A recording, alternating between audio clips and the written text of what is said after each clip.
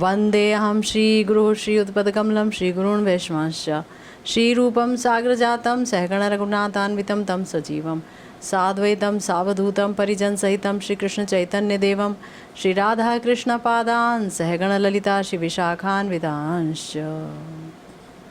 हरे कृष्णा कृष्णा कृष्णा हरे हरे, हरे राम राम राम हरे हरे।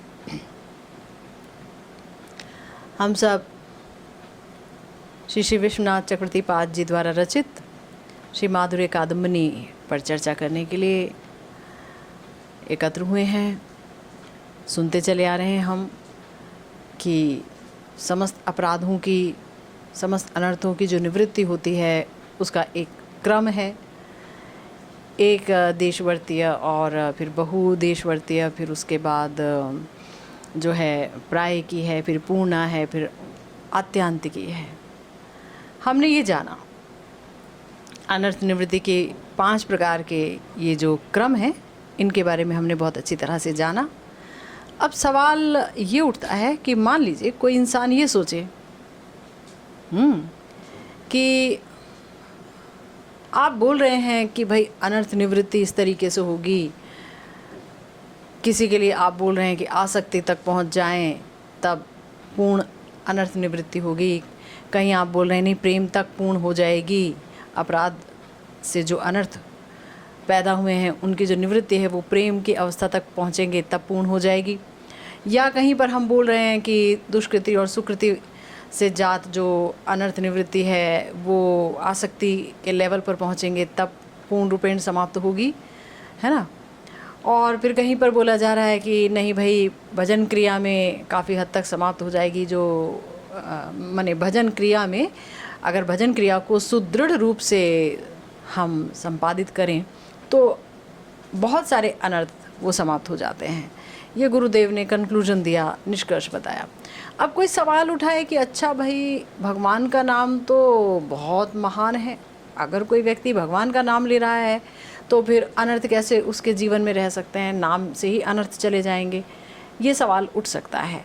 और इसी बात को लेकर के हमारे प्यारे गुरुदेव की पीयूष कणा व्याख्या आपके लिए हम प्रस्तुत कर रहे हैं, जहाँ पर गुरुदेव कह रहे हैं कि श्री ग्रंथकार महोदय नाम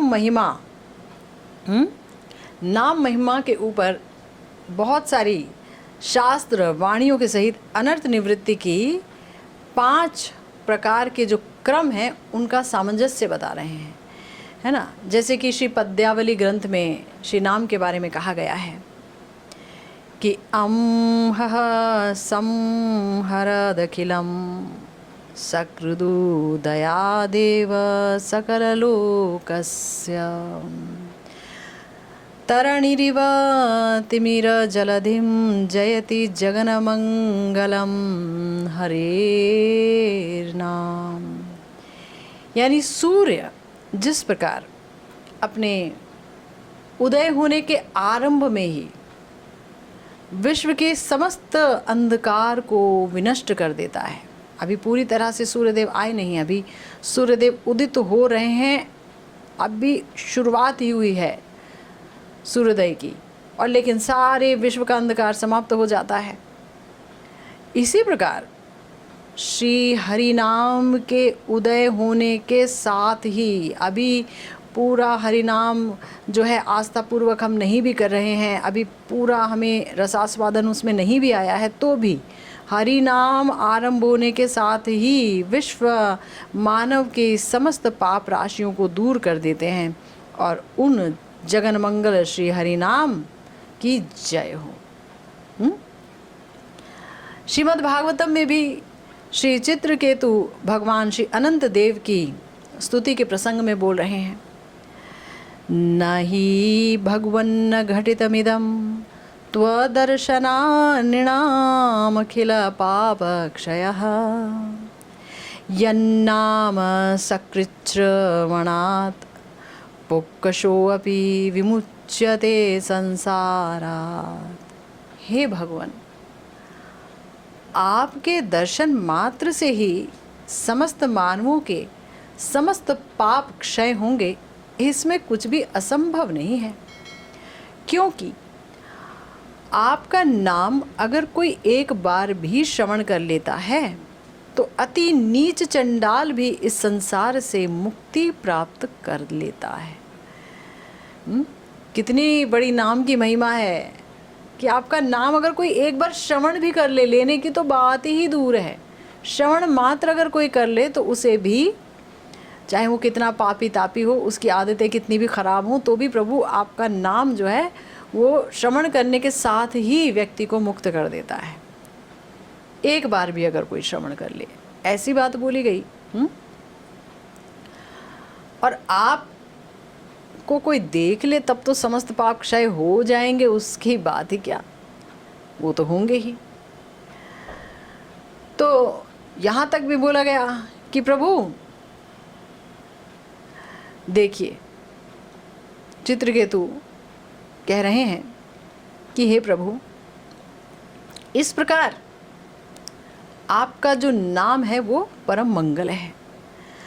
गुरुदेव हमारे कह रहे हैं कि इस तरह से हजारों शास्त्र प्रमाणों से और श्रीमद् भागवतम में श्री अजामिल के उपाख्यान में एक नामाभास मात्र से ही पाप तो दूर की बात, समस्त दुष्कृति की जो मूल है वो है अविद्या, वो तक नष्ट हो जाती है और समस्त अनर्थ समाप्त हो जाते हैं और भगवत प्राप्ति तक फल देखने में आता है।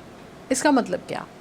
इसका मतलब यह है कि जब हम अजामिल जी की कथा सुनते हैं, हम जानते हैं कि अजामिल जी पहले कितने बड़े भक्त थे, ब्राह्मण थे, उनकी बड़ी सती सावित्री पत्नी थी, लेकिन तो भी उन्होंने एक दुसंग देखा और उस दुसंग की वजह से एक वेश्या के प्रति आकृष्ट होकर के उसे ही घर में ले आए और फिर उसके साथ रहने लगे।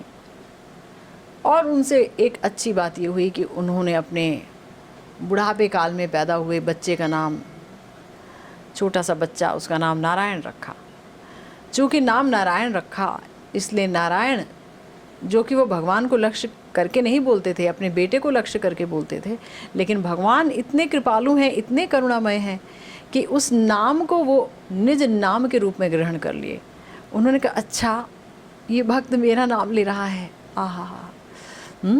तो इसे कहा जाता है नामाभास, यानी भगवान के सुख के लिए हम नाम नहीं ले रहे हैं, लेकिन आदत हो गई है, किसी और को पुकार रहे हैं उस नाम से, लेकिन भगवान बड़े ही प्यारे हैं।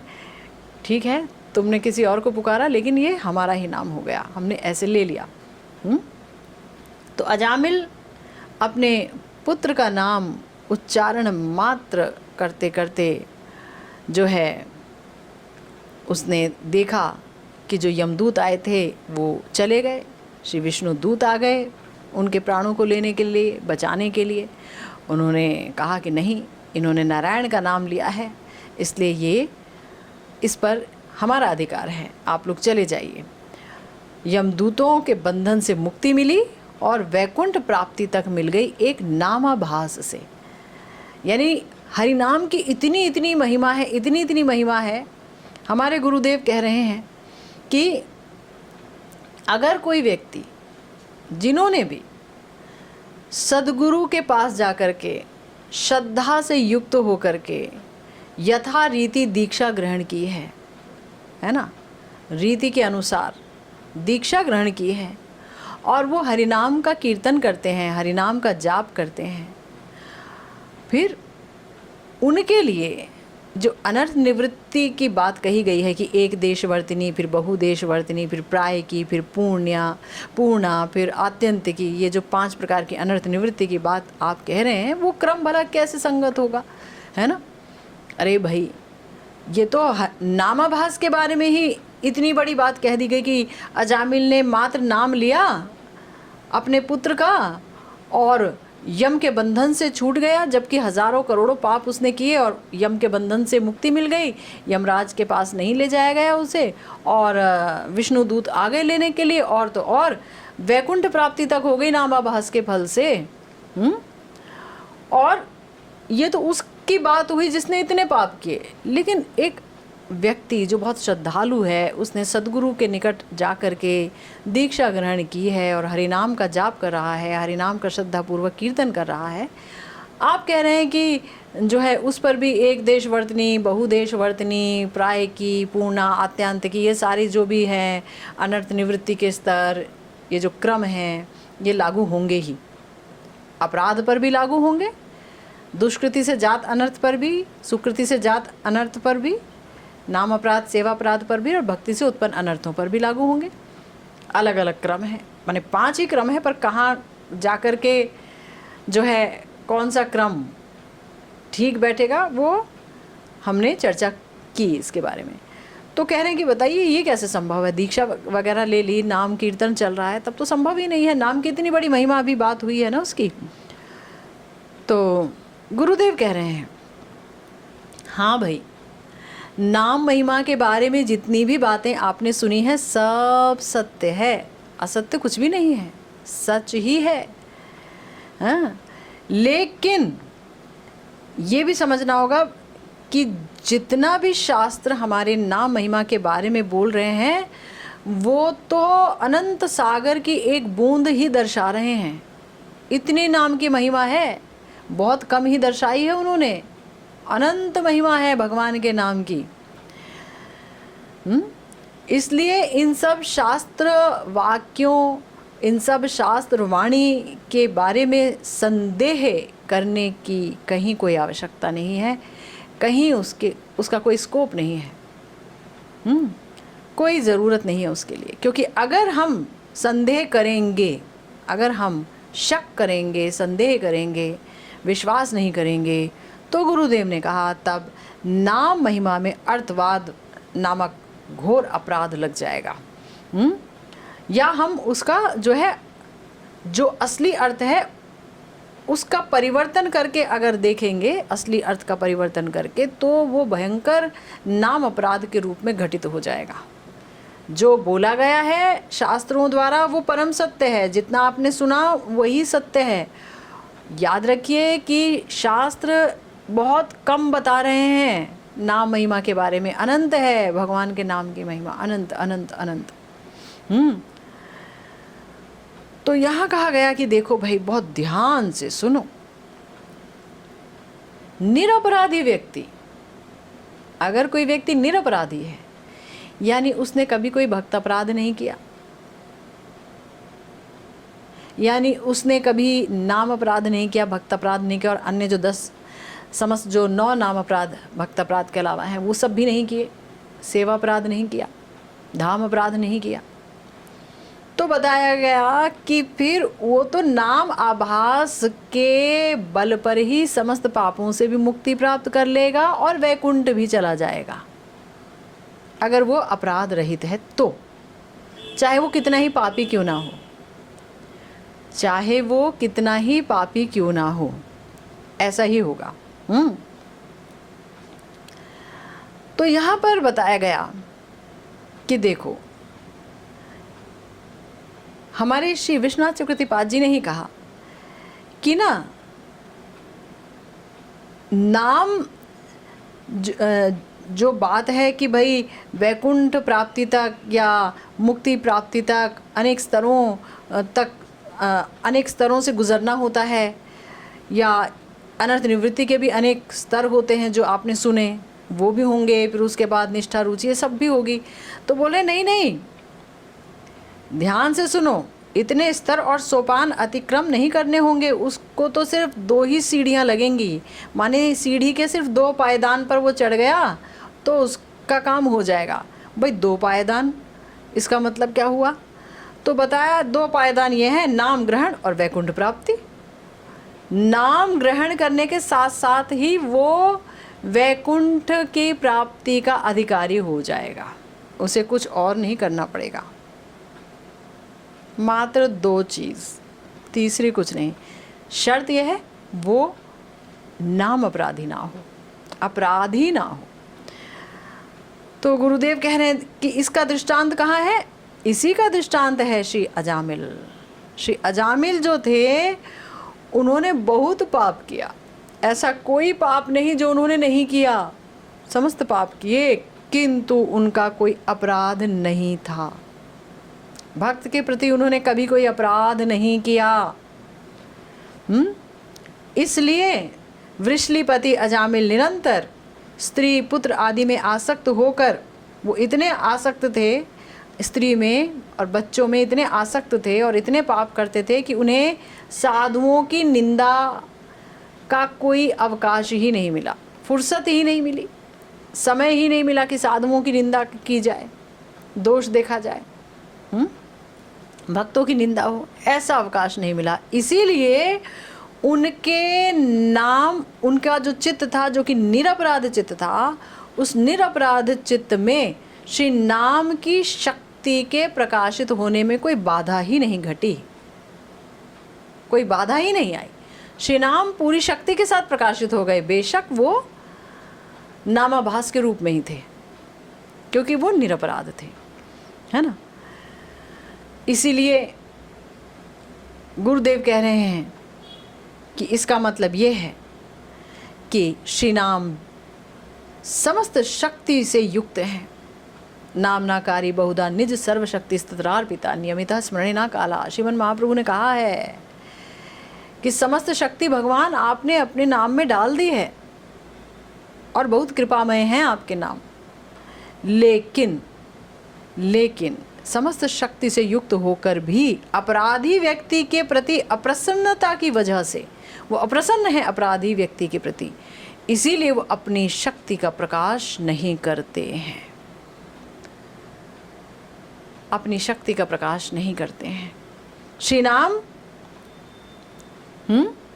जहाँ पर अपनी शक्ति का प्रकाश नहीं कर रहे हैं, वहाँ पर नाम की महिमा में थोड़ा भी संदेह मत कीजिए।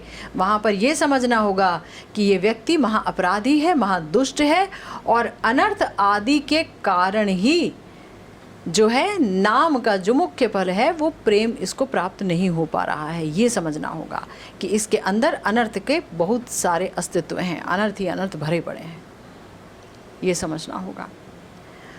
गुरुदेव कह रहे हैं कि इसके साथ साथ ये भी याद रखना होगा कि अप्रसन्नता के कारण श्री नाम अपराधी के प्रति अपने सामर्थ्य को प्रकाशित नहीं कर रहे हैं, तो भी नाम कीर्तनकारी अपराधी व्यक्ति को कभी भी यमदूत लेने नहीं आएंगे, उसके प्रति कभी भी यमदूतों का आक्रमण नहीं होगा, उनका अधिकार नहीं है। कम से कम उसने भगवान की शरणागति ले रखी है, हरिनाम की शरणागति ले रखी है। अपराध हुए हैं उससे बेशक, उसके अभी अनर्थ बहुत सारे हैं, अपराधों से उत्थित अनर्थ हैं बहुत सारे, लेकिन तो भी मरने के बाद जो उसकी आत्मा है उस पर यमदूतों का अधिकार नहीं होगा। ये हमारे गुरुदेव कह रहे हैं और उसका वो साक्ष्य, उसका प्रमाण भी दे रहे हैं। श्रीमद् भागवतम के 6 स्कंद के प्रथम अध्याय के 19वें श्लोक में वर्णित है, सकृन्मनः कृष्ण पदारविन्दयोरनिवेशितं तद्गुणरागीयैरिह न ते यमं पाशभृतश्च तद्भटान् स्वप्ने अपि पश्यन्ति हि क्षीणनिष्कृतः। कि जो लोग श्री कृष्ण चरणारविंद युगल में एक बार भी मन को लगा चुके हैं, श्री कृष्ण के गुणों में जिनका थोड़ा भी प्रेम दिखता है, किंतु श्री कृष्ण विषयक अनुभव जिनके पास नहीं है, ज्ञान तो है पर अनुभव नहीं है, ज्ञान अभी विज्ञान नहीं बना है ना, क्योंकि कहीं ना कहीं अपराध है, कहीं ना कहीं अग्रगति में कोई ना कोई बाधा है, आगे नहीं बढ़ पा रहे हैं। ज्ञान है पर विज्ञान नहीं बना है। परंतु भगवान में कभी एक बार तो मन लग ही गया था, हैं, तो बोला गया कि तब यम या पाशधारी यमदूत का उन्हें सपने में भी दर्शन प्राप्त नहीं होता। तो अपराधी व्यक्ति जो है वो यमदूतों के दंड का अधिकारी नहीं है। गुरुदेव कह रहे हैं कारण कारण ये कि श्री कृष्ण में एक बार भी अगर उसका मन लग गया है तो उसके समस्त पापों का प्रायश्चित हो जाता है, समस्त पापों का प्रायश्चित हो जाता है। सपने में भी तब उनको यम और यमदूतों का दर्शन नहीं होता है और उनकी कभी भी नरक में गति नहीं होती है, वो नरक नहीं जाते हैं कभी भी। यही गुरुदेव कह रहे हैं। गुरुदेव कह रहे हैं कि श्रील ग्रंथकार श्रीमद् भागवतम की सारार्थ दर्शनी टीका में कुछ लिख रहे हैं। ग्रंथकार यानी श्री विश्वनाथ चक्रवर्तीपाद श्रीमद् भागवतम की सारार्थ दर्शनी नामक बड़ी ही सुंदर रसमयी टीका उन्होंने की है। वो कह रहे हैं कि देखिए, नाम अपराधी गणों के मध्य यदि भजन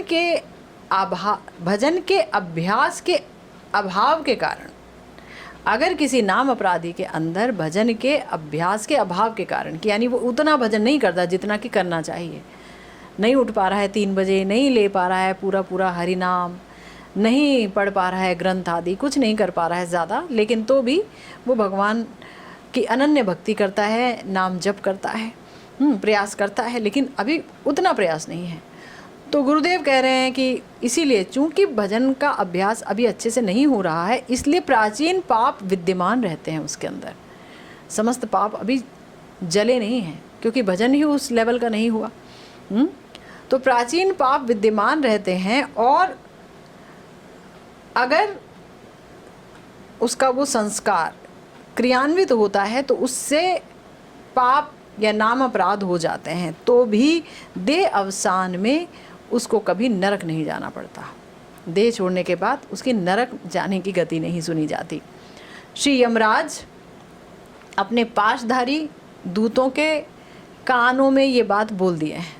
क्या बोले हैं कि मधुसूदन के चरणों में शरणागत व्यक्ति को तुम लोग सदा सर्वदा त्याग कर देना। हम लोग साधारण संसारी मानवों को दंड देने के अधिकारी हैं, वैष्णवों को दंड देने का अधिकार हमारा नहीं है।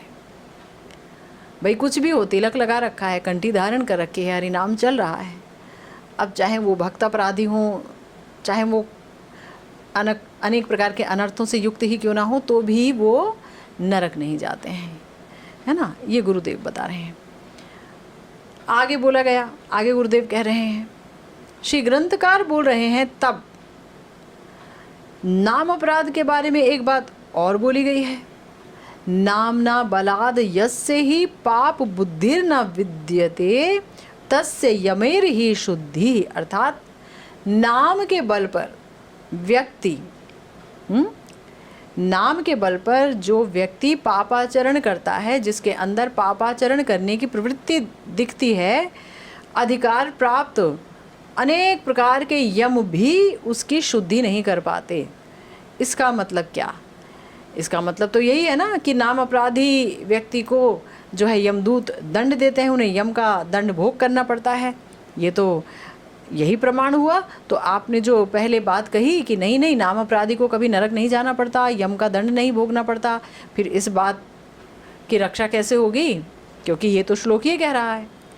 तो गुरुदेव कह रहे हैं इसका समाधान श्री ग्रंथकार ने स्वयं दे दिया है, यानी श्री विश्वनाथ चक्रवर्तीपाद जी ने इसका समाधान कर दिया है। वो कह रहे हैं कि नाम अपराध के उल्लिखित श्लोक में जो यम शब्द आया है ना, इसका अर्थ है कि योग के विभिन्न अंगों के अंदर जो यम नियम आदि आता है ना, ये वही यम है, ये यमदूत वाला यम नहीं है। ये जो योग करते हैं जो लोग, उसमें जो बोला जाता है यम नियम प्रत्याहार ध्यान धारणा आदि बोला गया है ना, ये वो वाला यम है। इसका मतलब यह है कि अगर कोई व्यक्ति नाम के बल पर पाप आचरण कर रहा है, तो इसका मतलब वो नाम अपराध कर रहा है। तो वो बहुत यम नियम का भी अगर पालन करेगा तो भी उसकी शुद्धि नहीं हो पाएगी। इसका मतलब ये रहा। तो इसीलिए श्री नाम के निकट अपराध श्री नाम की प्रसन्नता से ही नष्ट होते हैं। यम नियम आदि साधना द्वारा वो किस प्रकार भला विनष्ट होंगे? अगर किसी ने नाम अपराध किया है, इसका मतलब यह है कि श्री नाम असंतुष्ट हो गए हैं उससे, वो अपनी शक्ति ही प्रकाशित नहीं कर रहे हैं। तो नाम के निकट ही नाम की प्रसन्नता हमें हासिल करनी होगी। ये नहीं कि नाम प्रसन्न हो या ना हो, चलो हम यम नियम आदि का पालन करेंगे, अब हम ऐसे रहेंगे, अब हमने ये खाना छोड़ दिया, ये हमने नियम अपना लिए, तो उससे कोई बात बनने वाली नहीं है। नाम अपराध हमारा जाएगा नहीं, है ना। तो इसीलिए नाम के, श्री नाम के निकट अगर किसी ने अपराध किया है तो श्री नाम अगर प्रसन्न हो गए उस अपराध की निवृत्ति के बाद, तो समझ लीजिए कि वो अपराध जो है पूरी तरह से नष्ट हो जाएगा, है ना। नाम की प्रसन्नता से ही अपराध नष्ट होता है। मान लीजिए हमने भक्त अपराध कर दिया, तो भक्त के पास बैठकर हम सच्चे दिल से, पूर्ण प्रायश्चित से हम क्षमा मांगते हैं और ये सोचते हैं कि दोबारा हमसे ऐसी गलती ना हो। हम भगवान के चरणों में ये भी मांगते हैं। तो क्या होता है, इससे जब वो भक्त प्रसन्न हो जाते हैं तो नाम भी प्रसन्न हो जाते हैं, वरना नाम अपराध बन जाता है ना। पर अगर कोई सोचे नहीं ये मैं नहीं करूँगा, पर कुछ एक नियम पालन कर लेता हूँ, कुछ अतिरिक्त नियम पालन कर लेता हूँ, यम नियम पालन कर लेता हूँ, तो फिर बोला गया वो उसका हल नहीं है। तो इसी अभिप्राय के कारण ये बात बोली गई है। वहाँ पर यम महाराज को लक्ष्य करके बात नहीं बोली गई है। बहुत सुंदर ये बात गुरुदेव कह रहे हैं। और आगे भी बोला गया है कि देखिए अपराध का मतलब क्या हुआ। आगे बोला गया अपराध का मतलब क्या हुआ। अपराध का मतलब है राग या संतोष जिससे कम हो जाता है, खत्म हो जाता है, वही है अपराध, है ना। राग यानी कि संतोष खत्म हो जाए जिस चीज़ से, वही है अपराध।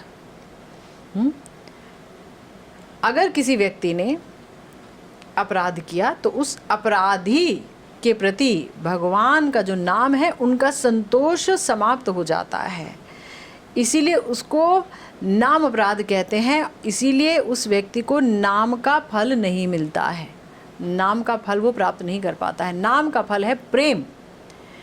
श्री ग्रंथकार महोदय जो है इस विषय को सहज बनाने के लिए कहते हैं, सरल बनाने के लिए कहते हैं कि देखिए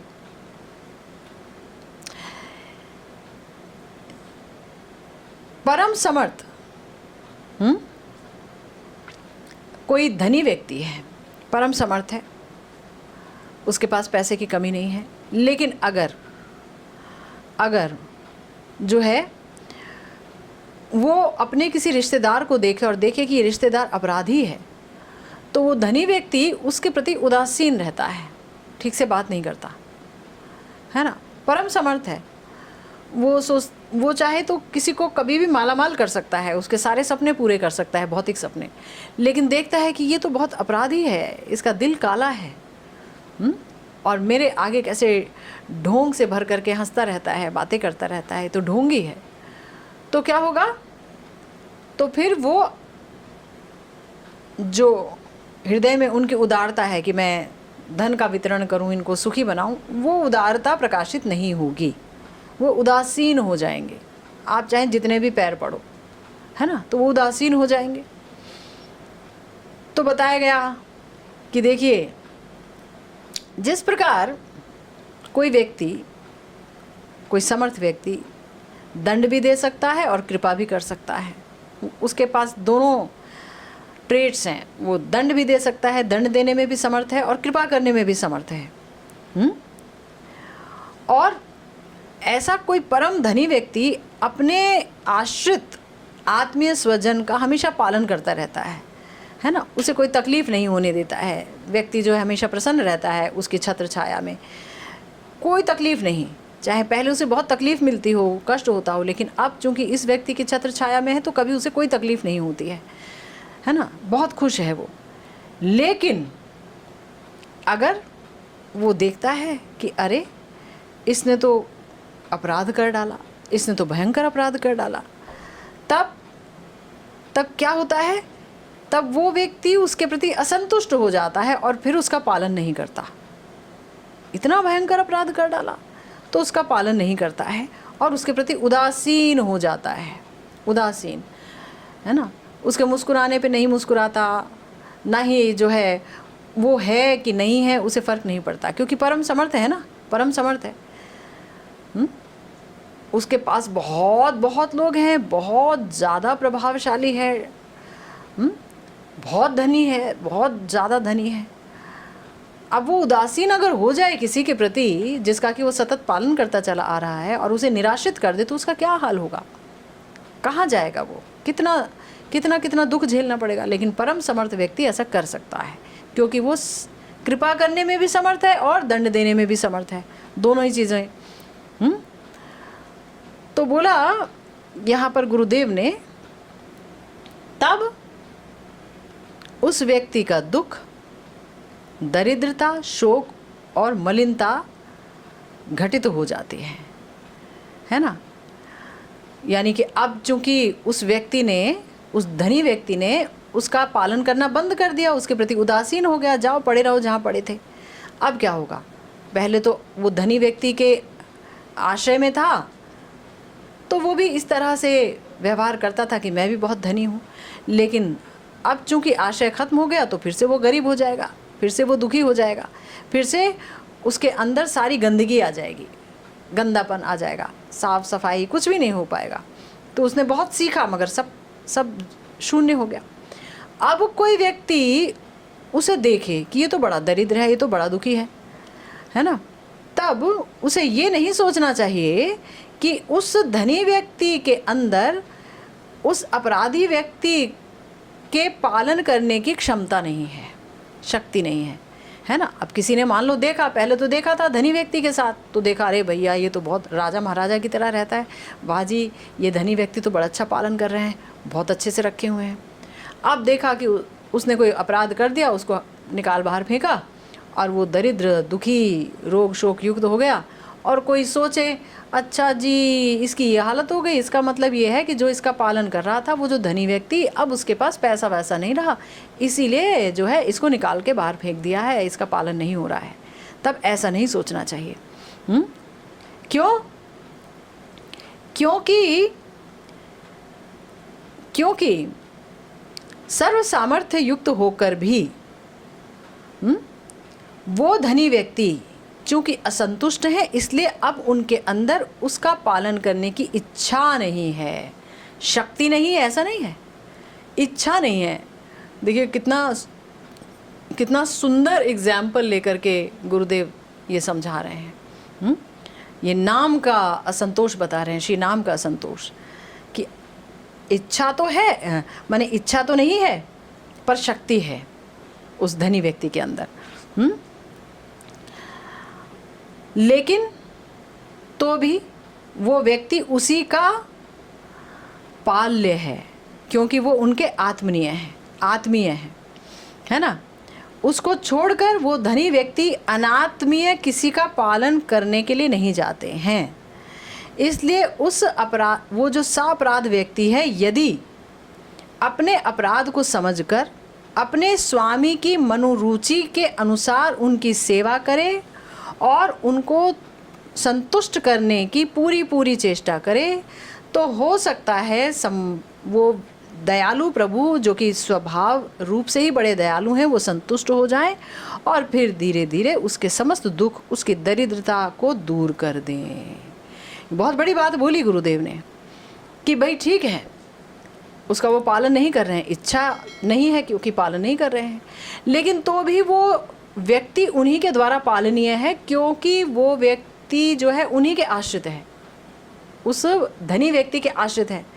और वो किसी अनात्म व्यक्ति जिसको वो जानते नहीं है उसका तो पालन करने जाएंगे नहीं, जिसने उनका कभी आश्रय नहीं लिया, जिसको वो कभी जानते नहीं हैं, तो उसका तो पालन करने जाएंगे नहीं, कभी भी नहीं जाएंगे, है ना। इसलिए यहाँ गुरुदेव ने कहा कि इतना कुछ हो गया तो भी वो व्यक्ति उनके द्वारा ही पाल्य है, क्योंकि वो उनका आत्मीय है, स्वजन है। उसको छोड़ करके वो धनी व्यक्ति किसी अनात्मीय व्यक्ति का पालन करने नहीं जाएंगे। इसलिए अगर वो अपराधी व्यक्ति अपने अपराध को समझ पाए और अपने स्वामी की मनो अभिरुचि के अनुसार, है ना, सेवा तो देखो सभी करते हैं, लेकिन सेवा वो किस प्रकार की सेवा से उनके स्वामी प्रसन्न होते हैं, अगर वो चीज़ समझ ली गई, उनके उस नस को पकड़ लिया गया और तब उनकी सेवा की जाए और उन्हें संतुष्ट करने की चेष्टा की जाए, तब स्वभावतः दयालु प्रभु संतुष्ट होकर के उसके दुख दरिद्रता को दूर कर देते हैं। गुरुदेव बोल रहे हैं इसी प्रकार कृपा करने में और दंड देने में परम समर्थ हैं श्री हरिनाम। और वो अपने आश्रित यानी जिसने भक्ति पथ का आश्रय लेकर के नाम कीर्तन करना प्रारंभ किया है, ऐसे भजनकारी जन को प्रेम दान देने के लिए सतत उसका पालन करते हैं कि ठीक है, मैं इसे प्रेम ज़रूर दूंगा, अवश्य ही दूंगा इसको प्रेम, हमेशा उसका पालन करते हैं हमेशा। अगर ऐसे लोगों में कोई व्यक्ति उनके प्रति अपराध कर बैठे, तब अपराधी के प्रति उनका संतोष समाप्त हो जाता है और तब वो उसका और पालन करने की इच्छा नहीं करते, यानी कि तब उस अपराधी व्यक्ति को कभी भी भजन का फल नहीं मिलता। उसको भजन का फल देने में श्री हरिनाम का सामर्थ्य नहीं है, उनकी शक्ति नहीं है, ऐसा नहीं सोचना चाहिए। वो तो देना चाहते हैं, अगर किसी व्यक्ति को भजन का वो फल नहीं मिला तो भी वो व्यक्ति उन्हीं के द्वारा ही पालन किए जाने योग्य है। आश्रित व्यक्ति को त्याग करके भगवान के ये जो श्री नाम है, वो अभजनकारी जो व्यक्ति उनका भजन नहीं करता उस पर कृपा करेंगे या उसका पोषण करेंगे, ऐसा कभी नहीं होगा, है ना। इसलिए जो व्यक्ति अपराध करता है, अपराधी व्यक्ति अगर अपनी गलती समझकर उनके प्रति किए गए अपराध उस भक्त शास्त्र या श्री गुरुदेव के प्रति कोई अपराध हो,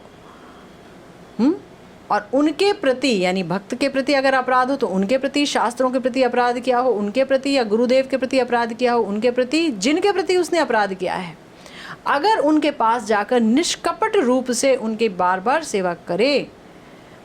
सेवा करे, क्षमा मांगे, तब श्री नाम क्रमशः उनके प्रति प्रसन्न हो जाते हैं।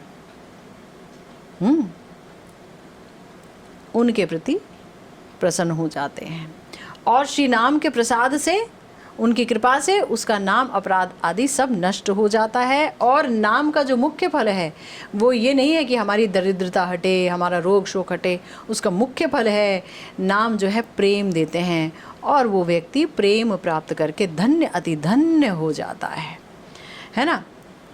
तो कहा गया कि सारार्थ दर्शनी टीका ही में बताया गया कि साधु संग के कारण सब प्रकार का जो नाम अपराध है उसका क्षय हो जाता है, तब भक्ति देवी का पूर्ण प्रसाद प्राप्त होता है, जिससे नाम का फल प्रेम प्राप्त होता है। इसमें किसी को भी संदेह नहीं करना चाहिए, कोई विवाद का यहाँ पर विषय नहीं है। अगर कोई बोले मेरा तो कोई अपराध ही नहीं है, मैंने तो कभी कोई अपराध ही नहीं किया, आज तक तो मैंने किसी का दिल ही नहीं दुखाया जी, और फिर भी मुझे नाम का ये फल तो अनुभव में नहीं आ रहा है जो आप बोल रहे प्रेम मिल जाता है, प्रेम मिल जाता है। और प्रेम के तो बड़े सारे लक्षण हैं, अश्रुपुलक, कंप, ये सारे बहुत सारे लक्षण हैं, सात्विक विकार, तो ये तो मुझे अनुभव में नहीं आते, मगर मैंने कोई अपराध नहीं किया। गुरुदेव कह रहे हैं तब इसका उत्तर ये है कि फल के द्वारा ही फल का कारण का अनुमान करना होगा, फल देखकर ही फल का क्या कारण है ये पता चल जाएगा। गुरुदेव कह रहे हैं कि अपराध के अलावा अन्य कोई भी बाधा महाशक्तिशाली श्री हरिनाम के फल को कभी भी बाधित नहीं कर पाती है। अपराध उसने पक्का किया है, अन्य कोई भी बाधा श्री हरिनाम के इस सामर्थ्य को रोक नहीं पाती है कि वो प्रेम रूपी फल ना दे पाएं। सिर्फ नाम अपराध से ऐसा होता है ना। इसलिए नाम का फल अनुभव नहीं कर पा रहे हैं तो समझ लीजिए कि अपराध पक्का है, सुनिश्चित रूप से अपराध है।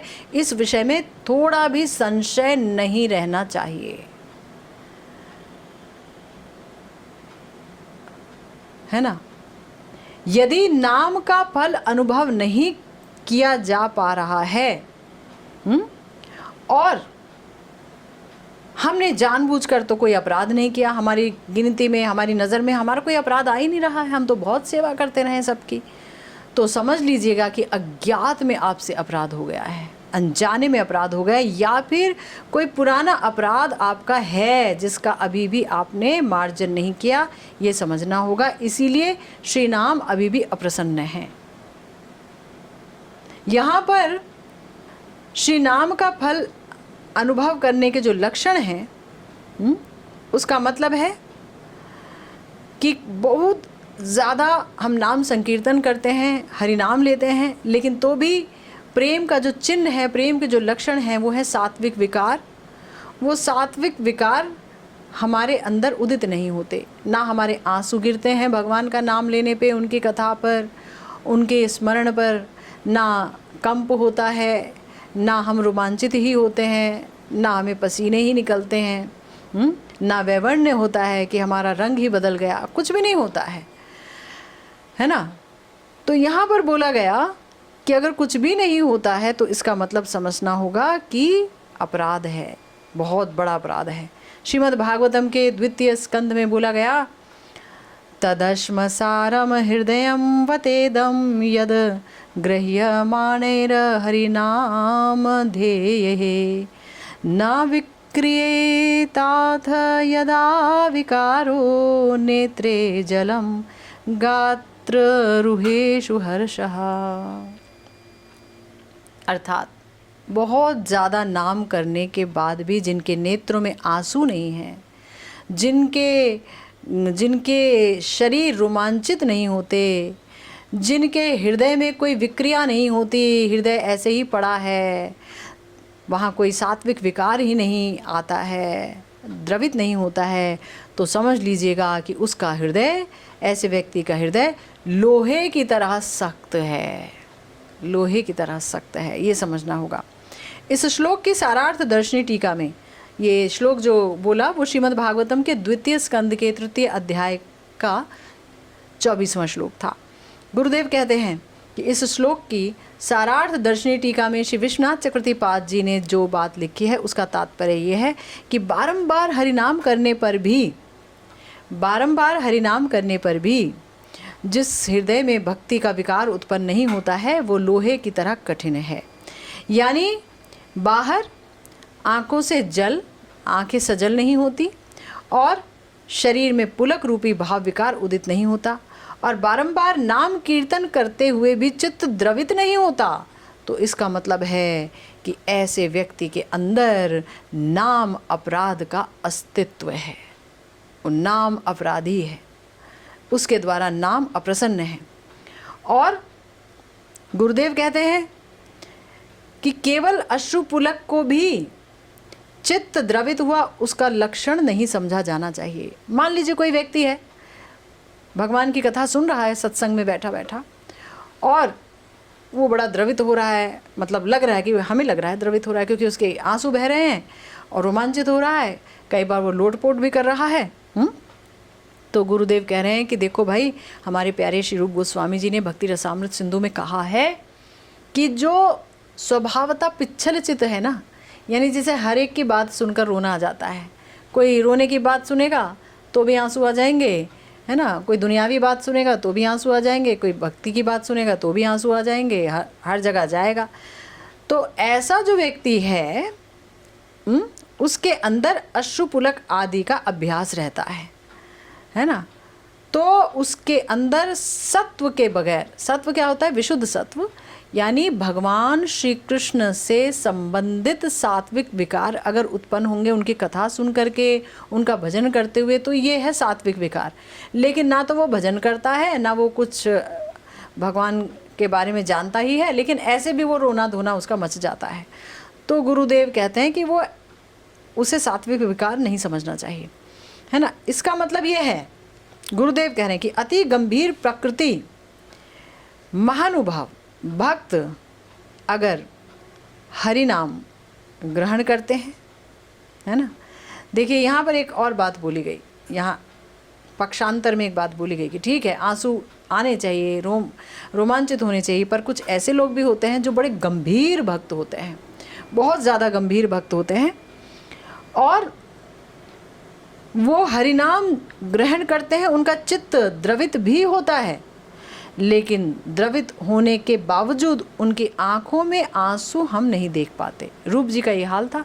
रूप गोस्वामी जी अंदर से द्रवित हैं और उनके हृदय में बहुत सात्विक विकार है, उनका हृदय एकदम युगल के विरह से ऊष्मा युक्त है, विरह के ताप से युक्त है, लेकिन तो भी आंखों से आंसू नहीं गिरते थे। उनके नाक से जो गरम गरम सांस प्रश्वास निकलती थी, वही अगर किसी के शरीर पर लग गई तो उसी को फफोला हो जाता था, है ना, लेकिन तो भी आंसू नहीं देखे जाते थे, या उनका जो है को पुलक हो उनके श्री अंग पर, वो भी सब लोग नहीं देख पाते थे, है ना। तो इसीलिए गुरुदेव ने ये बात जोड़ी कि जो गंभीर प्रकृति के महानुभाव भक्त हैं वो हरिनाम ग्रहण करते हैं, उनका चित्त द्रवित होता है ज़रूर, लेकिन बाहर अश्रुपुलक नहीं देखा जाता।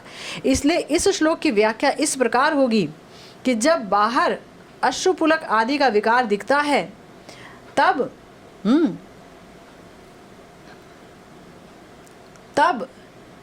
अगर हृदय में अगर उसका हृदय भक्ति भाव से विगलित नहीं होता है तो वो जो है हृदय लोह की तरह कठिन है। कि अंदर अगर द्रवित ना हो तो हृदय अगर द्रवित हुआ इसका मतलब ठीक है, बात अच्छी चीज़ है, चाहे बाहर आंसू हो चाहे ना हो, लेकिन हृदय द्रवित ना हुआ और आंसू ही आंसू हैं तो फिर उसे सात्विक विकार नहीं माना जाएगा। तो गुरुदेव कह रहे हैं कि अगर हृदय अंदर भक्ति से द्रवित हो जाता है और बाहर उसका जो परिणाम है वो अश्रुपुलक के रूप में सामने आता है तो उसे सात्विक विकार बोला जाएगा। हृदय विकार का ही ये साधारण लक्षण है। और इस प्रकार से अगर किसी के साथ होता है तो उसमें कुछ लक्षण और नोट करना होगा, और वो ये है, कुछ लक्षण क्या है, असाधारण लक्षण भी उसके अंदर ज़रूर होंगे। अगर ये नहीं है तो इसका मतलब है उसके अंदर जो सात्विक विकार दिख रहे हैं वो उसका अभ्यास है। और वो क्या है, क्षांति, अव्यर्थ कालत्वम, क्षांति यानी कि बहुत बड़े शोक की कोई बात हो तो भी वो ऐसा क्षुब्ध ना हो कि उसका उस दिन भजन ही नहीं हुआ बिल्कुल भी, है ना। अव्यर्थ कालत्वम, वो एक पल भी खाली ना बैठे, ना वो माला कर रहा है ना कुछ कर रहा है, बस ऐसे ही बैठा हुआ है, गप्पे हाँक रहा है, एक पल भी खाली नहीं बैठेगा वो। तीसरा विरक्ति, उसके अंदर एक प्रिया प्रियतम के प्रति परम आसक्ति होगी, अन्यत्र उसके अंदर विरक्ति ही होगी। चौथा मान शून्यता, अपने मान के लिए वो तत्पर नहीं होगा कि भाई तुम मेरा मान करो, है ना, मान शून्यता, मान की अपेक्षा नहीं। फिर आशाबंद, प्रभु मुझे मिलेंगे, प्रिया प्रियतम मुझे मिलेंगे, निताई गौर मुझ पर मिलेंगे, गुरुदेव की कृपा मुझ पर सदा सर्वदा बनी ही रहेगी। इस प्रकार से एक आशा उसके हृदय में सदा ही अपना स्थान बनाए रखेगी। आशाबंद, ये भी लक्षण है। और एक लक्षण है समुत्कुंठा, है ना, समुत्कंठा यानी भगवान का नाम लेने में, भगवान का नाम लेने में, या जो है भगवान का दर्शन करने में, या भगवान के जो लीला स्थली है वहाँ जाने में, यानी हर जगह उसकी उत्कंठा देखी जाएगी। वो उत्कंठित भक्त होगा, उसके अंदर उत्कंठा, आरती बहुत परिमाण में होगी। वो सदा सर्वदा प्रिया जी के श्री चरण को पाने के लिए उत्कंठित रहेगा, उत्कंठा, ये एक और लक्षण है। और बोला गया कि नाम गान में उसकी सदा रुचि रहेगी, ये एक और लक्षण है। सदा सर्वदा हरि नाम का गायन करेगा, वो नाम गाएगा, नाम का जप करेगा, नाम का आश्रय लेगा ही, रुचि रहेगी, छोड़ना चाहे तो भी नहीं छूटेगा। और भगवत गुण कीर्तन में उसकी आसक्ति होगी कि मैं भगवान के बारे में बोलूँ, मैं भगवान का गुणगान करूँ, इसमें उसकी परम आसक्ति होगी। और श्री वृंदावन आदि भगवत वसति स्थल में उसकी प्रीति होगी, जहाँ भगवान की सदा सर्वदा लीला होती रहती है। ये नित्य विहार स्थल ठाकुर जी का, प्रिया प्रियतम का, श्री वृंदावन धाम, ब्रज 84 कोस, यहाँ रहने के लिए उसके अंदर बहुत ही ज़्यादा तड़पन होगी, बहुत ही प्रीति होगी। वो सोचता है कि मैं वहाँ ही रहूँ, वहाँ से निकलूँ ना कभी भी। इस प्रकार अगर किसी के अंदर समस्त लक्षण पाए जाते हैं तो इसका मतलब है कि वो व्यक्ति जो है ऐसा है जिसका हृदय भगवान का नाम सुनकर, उनकी कथा सुनकर के, उनका स्मरण करके विगलित हो जाता है। और हृदय का विगलित होना ही, इस प्रकार हृदय का विगलित होना ही यथार्थ लक्षण है। यानी कि जो 9 अनुभाव आपको बताए, जो कि श्री रूप गोस्वामी जी ने श्री भक्ति रसामृत सिंधु में बताए हैं, ये 9 अनुभाव भी जिसके अंदर होंगे तो समझ लीजिएगा कि ये व्यक्ति प्रेमी है भाई, इसको प्रेम मिल गया है। ये व्यक्ति है जो कि कह लीजिए नाम के पूर्ण फल को प्राप्त कर पाया है श्री नाम की कृपा से, है ना। गुरुदेव आगे कहते हैं कि निरपराध भक्तगण नाम कीर्तन करते ही अपने हृदय में नाम का प्रभाव अनुभव करेंगे ही और नाम के आस्वादन में विभोर होंगे ही। और इस अनुभव का जो कार्य स्वरूप है वो बता दिया गया कि उसका हृदय विगलित होगा और उसके अंदर ये अनुभाव भी होंगे और हृदय में जो विकार हो रहा है उसका बाहरी एक निशानी भी आएगी और वो है जो है अश्रुपुलक आदि। और जो लोग अपराधी हैं वो बहुत नाम करेंगे तो भी नाम की अप्रसन्नता की वजह से उनका चित्त भक्ति भाव से विगलित नहीं होगा। और अगर वो बाहर से अश्रुपुलक से युक्त भी हो जाए, चूंकि उनका हृदय विगलित नहीं हो रहा है तो समझना होगा कि हृदय उनका लोहे की तरह कठोर है ना। इस श्लोक में उन्हीं की निंदा की गई है। गुरुदेव कह रहे हैं कि साधु संग के प्रभाव से निरंतर नाम ग्रहण करने के फलस्वरूप चित्त जो है वो द्रवित होने लगेगा और उनके हृदय का जो काठिन्य है, जो कठोरता है, वो समाप्त होने लगेगी। तो ये हमने आज बहुत सुंदर चर्चा की, बहुत ही प्यारी चर्चा रही, बहुत कुछ जाना हमने, है ना। और आगे भी श्रीमन महाप्रभु ने चाहा, गुरुदेव ने चाहा तो आगे और भी बहुत कुछ बताया है ये नाम अपराध के बारे में। और जो है बहुत कुछ हम और भी जानेंगे, नई नई बातें श्री विश्वनाथ चक्रवर्तीपाद जी की श्री माधुर्य कादम्बनी के माध्यम से। श्रीमन महाप्रभु ने चाहा तो फिर मिलेंगे हम लोग। आज की ये भागवती चर्चा इसी के साथ यहीं पर विश्राम लेती है। जय जय श्री राधे श्याम, श्री गुरु निताई गौर सीतानाथ प्रेमानंदे, हरि हरि बोल।